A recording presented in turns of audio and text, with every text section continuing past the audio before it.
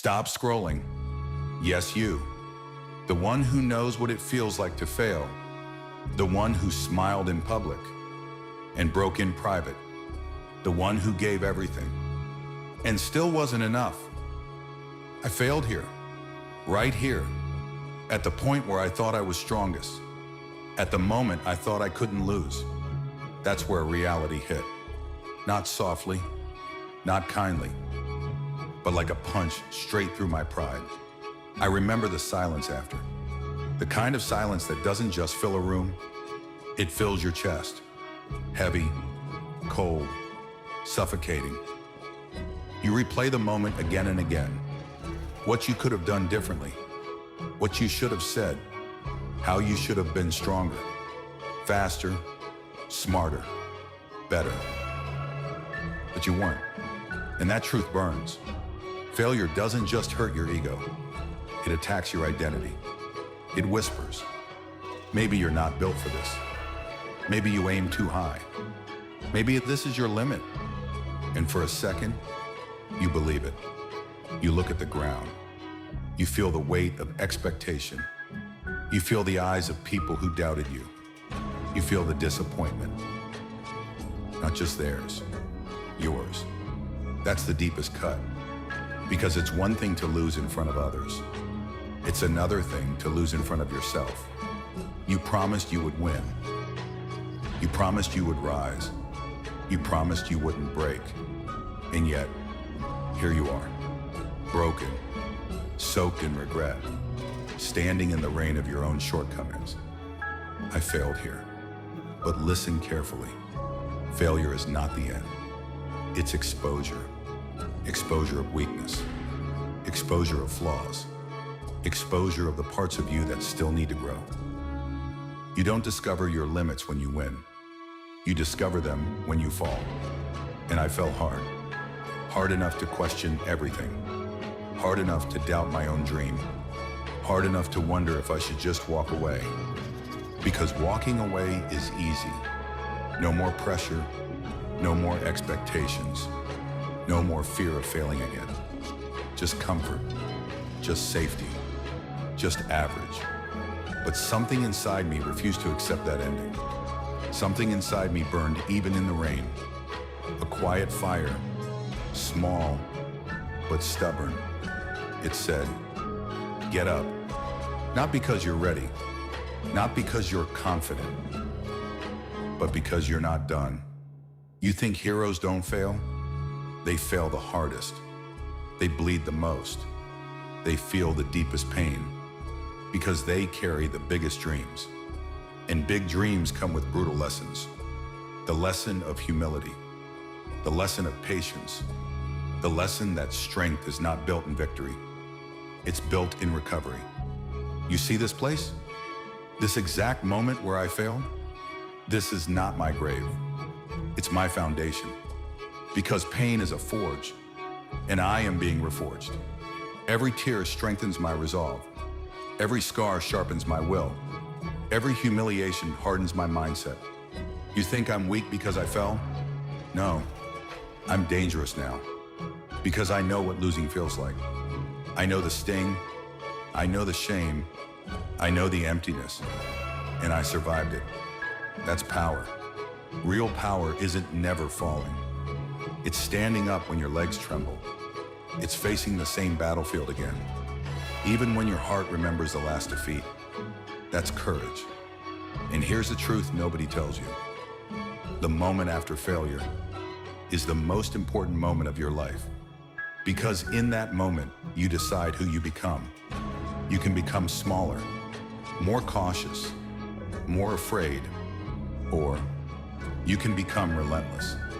You can study your weakness. You can accept your flaws. You can rebuild stronger than before. But it requires one brutal decision: to face the pain, not run from it, to look at the place where you failed and say, this will not be where I end. Pause. Feel that. Because this is the turning point. This is where average people quit. This is where dreams quietly die. This is where excuses sound reasonable. I tried. It wasn't meant to be. I'll choose something easier. But deep down, you know that's not true. You didn't fail because you're incapable. You failed because you're growing. Growth hurts. Transformation hurts. Becoming stronger hurts. And right now, you're in the middle of that pain. But pain is temporary. Regret lasts longer. So I'll ask you this. When you look back at this moment, will you remember it as the place you broke or the place you rebuilt yourself into something unstoppable? I failed here, but I'm not finished here, and neither are you. So tell me, are you going to let this failure define your limits? Or will you let it redefine who you're about to become? Good, because this is where it gets real. You don't rebuild with motivation. You rebuild with discipline. After failure, there is no applause, no dramatic music, no sudden power-up. There is only repetition. Early mornings when no one sees you. Late nights when no one cares. Moments where progress feels invisible. That's the battlefield, not the spotlight. You want redemption? Earn it in silence. Because the world doesn't respect promises. It respects proof. You said you'd come back stronger. Now prove it. Not with words, with work. Every weakness exposed by that failure, attack it. Every mistake you made, study it. Every flaw that embarrassed you, train it until it becomes your weapon. This is the difference between people who had potential and people who become legends. Potential talks, legends transform, but transformation is violent. It strips comfort. It demands consistency. It forces you to confront yourself without excuses. You can't blame luck. You can't blame timing. You can't blame others. At some point, you stand alone and say, "It was me." That accountability hurts, but it's power. Because the moment you accept responsibility, you take back control. And control is everything. You failed here. Good. Now this place belongs to you. This pain, yours. This lesson, yours. This comeback, also yours. And understand this, the comeback is always stronger than the collapse, because collapse teaches you what strength never could. You now know what it feels like to lose everything. You now know what it feels like to doubt yourself. You now know what it feels like to be humbled. And you're still here, still breathing, still listening. That means you're not done. The next time you step into your challenge, you won't step in as the same person. You'll step in sharper, calmer, more aware, more dangerous. Not fueled by ego, fueled by experience. And when pressure hits again, because it will, you won't panic. You'll remember. You've been here before. You've felt worse. You've survived worse. This time, you don't break. You adapt. You don't complain. You execute. You don't hesitate. You strike. That's growth. Not loud, not flashy, relentless. And here's the part nobody wants to hear. Redemption takes longer than failure. Failure happens in seconds.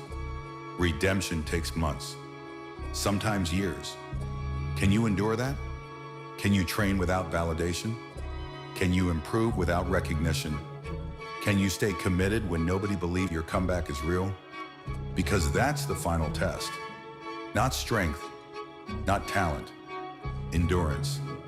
The endurance to keep moving forward long after the pain fades and long after the excitement dies.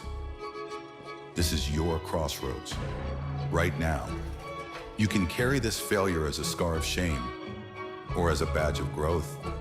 You can let it echo in your mind as proof you're not enough, or as fuel that reminds you what you refuse to feel again. Pause. Think carefully, because the next decision you make, the habits you choose, the effort you give, the discipline you build, will determine whether this was your breaking point or your origin story. So I'll leave you with this. When you return to the place where you once failed, and the pressure rises, and the memory of that loss flashes in your mind, will you shrink back into who you were? Or would you stand there unshaken and prove that, this time, you are not the same person who fell? Then understand this. Part 3 is not about proving them wrong. It's about mastering yourself. Because the real enemy was never the opponent. It was hesitation. It was inconsistency. It was that quiet voice that said, maybe this isn't for you. And you listened to it once. That's why you failed. Not because you lacked talent. Not because the dream was too big, but because somewhere for a second, you doubted your own capacity. And doubt is deadly. It slows your strike. It weakens your stance. It clouds your judgment. But now you've seen what doubt costs. You've tasted it, and it's bitter. So this time you move differently. Not emotional, not desperate, calculated, disciplined, hungry, but controlled. You don't chase validation anymore. You chase progress. You don't announce your comeback. You build it, brick by brick, habit by habit, rep by rep, day by day.